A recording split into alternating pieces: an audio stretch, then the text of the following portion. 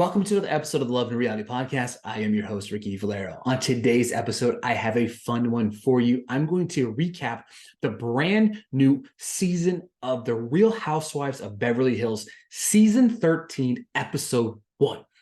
13 seasons of this show kicks off, and I'll be honest, I've never seen an episode of this in my entire existence. So look, I'm ready to dive into this world like never before. I was like watching and I was doing research, a little bit of research of who they were. I wanted to make sure I got the people, matched up with their name. They do a good job of like sharing who the person is that's talking, which I was super excited about. But I've seen clips on social media, some crazy battles that happen at these reunions and stuff like that.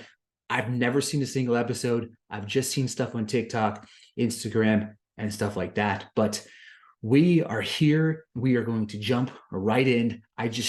So I basically watched the first episode of season 13, and I just took notes of what I believe that I saw that went down. I share some thoughts on who I like on this show, and you can sit here and yell at me in the comments about whether I probably pronounce people's names wrong. You can yell at me for liking somebody that is an absolutely horrible human being, or you can yell at me for just completely fumbling the bag and doing this episode. I don't really care. Let's have some fun. So we kick off with someone talking about Kyle Richard and Mauricio Umansky. They're separating after 27 years of marriage. 27 years is a long ass time just to say see you later. Like, that is crazy. We get a montage of what is ahead for this season, and this seems like one of the most insane shows I've ever watched in my life. I saw in this clip of what's ahead for season 13, and I completely understood why everybody loves this show. Like, in a matter of, like, I think it was like a 30, maybe 60-second clip, I knew why everybody loved the show in a matter of 60 seconds. But Dort yells at some dude named PK about eating potato chips out of the bag, where we find out that Eagle Woman and Blue Raven, spiritual advisors, have arrived. Also, real quick, I did not know this at first. Again, first watch. Dort is married to this PK guy. I legitimately thought this was her dad. I cannot believe these two are married. Like, Dorot's I'm not going to say PK is an ugly guy. Okay. I'm not going to say that. I'm not going to call people. Dorot's a pretty good looking, woman. You know what I mean? Like, I would assume, you can yell at me in the comments, but I would assume that maybe PK's got a little bit of money, right? Someone tell me PK's rich. That's all I want to know. Is PK rich?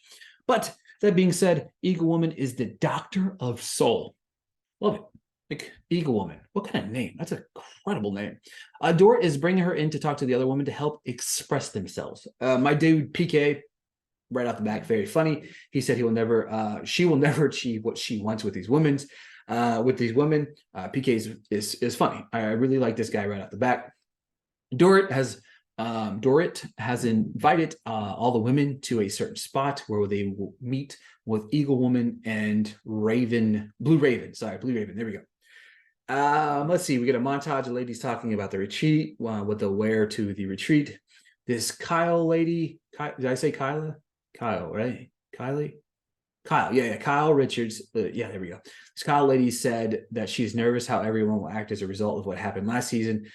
Garcelle isn't sold on what they're about to do, and like, neither was I. I was like, what is going on? Like, this is like insane. Like, these women are going to gather and they're going to think this lady's crazy.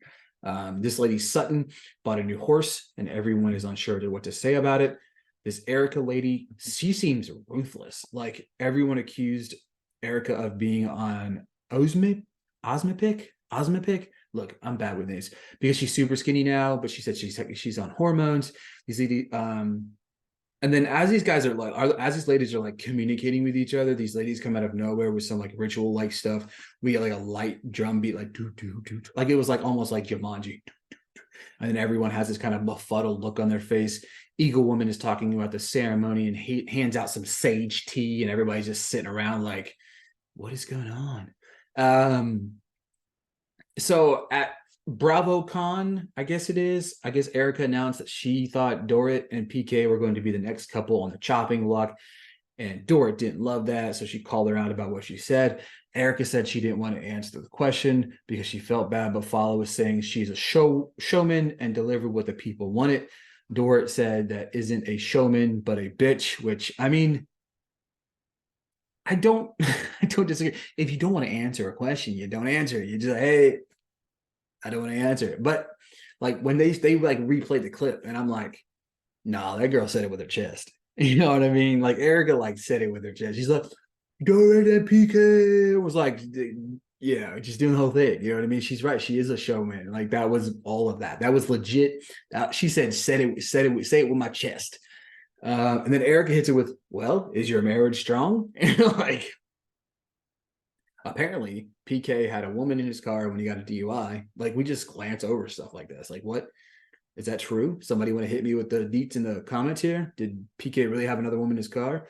Like, is PK really like that? You know what I mean? I don't know. Erika breaks down, says she apologized for being rough and mean-spirited to everyone. She said she loves them all and she is sorry. Well, I'll be damned. That was like a quick, 360. It was a minute ago. I was like, I said it with my chest and I'm a showman.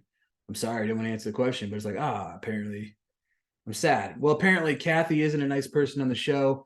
Kylie breaks down saying it really hurt a lot. Garcelle calls out Kylie for saying she isn't going after the people, that going after her family. We get a big group hug, Eagle Woman to save the day. We move to Sutton, who's talking about her horses, and then we see Jennifer Tilly show up. I was like, what? Jennifer Tilly's on the show? Like, I didn't even know. Like, Jennifer Tilly just pops up on the show. Like, I was like, this is pretty cool. But then apparently, Jennifer Tilly is like super big friends with this Sutton person, and they go all over the place. And I was like, this is pretty cool. Like they're best friends. They travel well together. They talked about one time about how she got a salted caramel stuck in her ear on a flight. Like that was the most random story I've ever heard in my entire existence. Like, what was the point of this story? I have no clue, but I was glued to the table. Yeah, I was glued to my seat. Sutton is talking about her spousal support, where she says she's getting $300,000 a month. Is that legit? She's getting $300,000 a month. That's so much damn money. And spousal support. Like, what? How is that even a thing? Again, sorry if I don't understand all the details, but she said she wants to be her own woman, but doesn't want to give up the money. What does that even mean? If you want to be your own woman, like, look, I don't need, don't get me wrong, I'm not giving up $300,000 a month. Like, there's just no way. Like, I'm getting $300,000 a month for spousal support. That's it. No, she said she's like, I want to be my own person and I want to make my own thing, but also want to make my ex jealous and be like, this is what you're missing out on. But also, let me get that $300,000. Don't forget to write that check at the beginning of the month. Don't forget that direct deposit. Whatever you want to do. Don't forget that little Venmo. Could you imagine? Can you Venmo $300,000? That's a real question. Can you? I don't know if you can. If that's a lot of money, obviously. But I'd be interested to find out if you can Venmo $300,000. All right. Sorry, I'm a little off track here, guys, as you can tell. Erika is sitting with Dr. Mann, her therapist. She talks about their therapy for like 2 years and how it's controlled her emotions.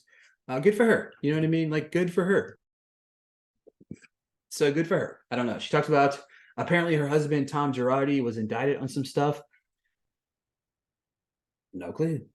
No clue. But then I see the guy and I'm like, why are these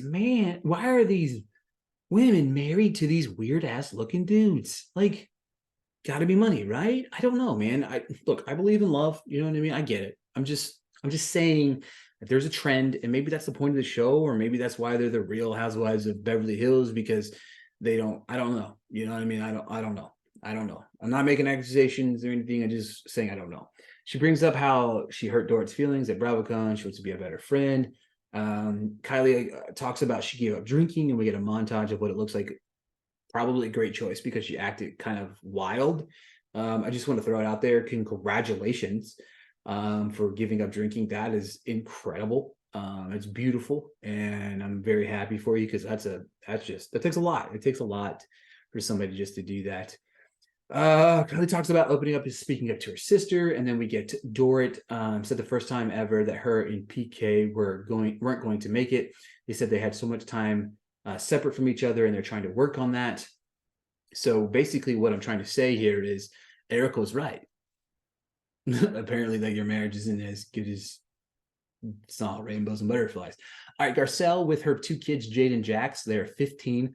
Garcelle, I like her a lot. Like, I don't know what it is about her, just her presence, and it just like she just oozes like this swagger is maybe not the right word for it, but I'm a really big fan of her. I just like the way she was like, I don't know. I love the way she carries herself. Just very like boss ass stuff. And I'm very, very excited about that. Her son is pumping gas. He didn't know how to pump the gas, which was hilarious. 15 years old, don't know how to pump gas, whatever. They're having a picnic together on the beach. A very sweet moment. Love this. This like another notch in the belt for Garcelle, like having a picnic with her two twin sons, Jade and Jax.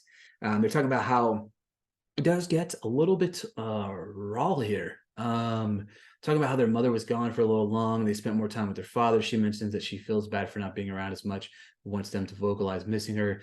Jax talks about wanting more freedom. She said she wants to parent them, but he said he needed that 2 years ago. Sick burn. Like that was like a boom, roast it moment.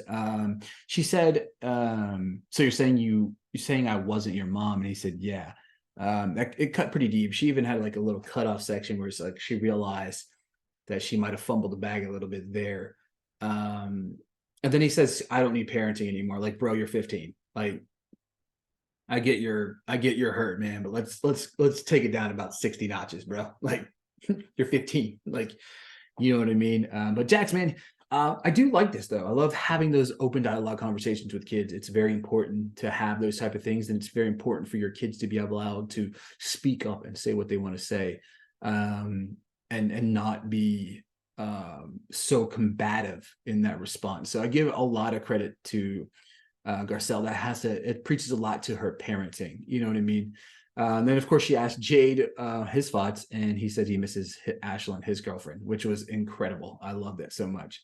Back to Kylie, her husband Mauricio. He's got a pretty cool name, and he's got a cool accent too. He's talking on the phone about work. Kylie isn't having him taking so long. She was very, very needy in this moment. He talks about how his schedule is booked up. They're struggling over their schedule, and they had to schedule a meeting to talk about their schedule, which is crazy. He said he had, and then she said Kylie's making changes, not drinking and working out and stuff. He said, how many tattoos do you have? And she said 5, and showed him the 5. And she said she hit him with the best burn ever. Maybe you should be looking at my body more. It made her mad about not knowing her body. Like, I would understand. Like, I don't know how long these two have been together. Didn't really do my research on that, so don't yell at me about that either. But like, I'm not really mad at her for being upset about him not seeing or not knowing how many tattoos she had. And then my man Mo said 5 tattoos is enough. He won't allow it. First off, men, that is not the way to go. I'm surprised she didn't go out the next day and get 72 more tattoos. She looks and said, you don't get a choice. Like, what in the world is this man talking about? She has enough tattoos. She talks about not needing to listen to anyone anymore and is tired of being controlled and doesn't have to answer anyone. He says, well, don't be rebellious. And she said she isn't. I loved it. I loved her retort. I love that she's willing to make these sacrifices and changes. She's quit the drinking. She's trying to be a better friend. She's trying to be a better wife. She's trying to do all of these things to better herself. And Mo kind of came out really strong. And she was just like, you know what? I'm in a place now where I'm not having any of this. So like, boss ass moment. And ladies and gentlemen, that is it for my first watch of The Real Housewives of Beverly Hills. I can see why people eat this shit up, because it is trashy with a capital T. Just so much drama about the most minute things. These women are ruthless. They're mean. And even if it seems for like no apparent reason sometimes. That said, this is what a day-to-day looks like for anybody else. Like most people's life, minus the money, obviously. But you have drama, you have friends, you have all of this drama. You understand the aspect of that, and that's why people love watching this show. But that being said, before we go, okay, after the first episode, this is my Real Housewives of Beverly Hills rankings. Okay, number 3 comes in Kylie. The attitude at the end of the episode about doing what she wanted, like, was straight baller. Love she gave it back to Mo, very much so. Dorit, I don't know what it is. She just kind of gave me good vibes. Big fan. She comes in number 2. Number 1, Garcelle. She seems like a boss, and I just like her. She carries herself, and I love it. That's my rankings. Kylie, Dorit, and Garcelle. Period. I don't know anything else about these women other than that. That's my rankings. Tell me your thoughts. Tell me what I said wrong. Whatever it is, like, subscribe, comment, all of those good things. Thank you guys so much for listening to another episode of the Love and Reality Podcast, and we'll talk soon.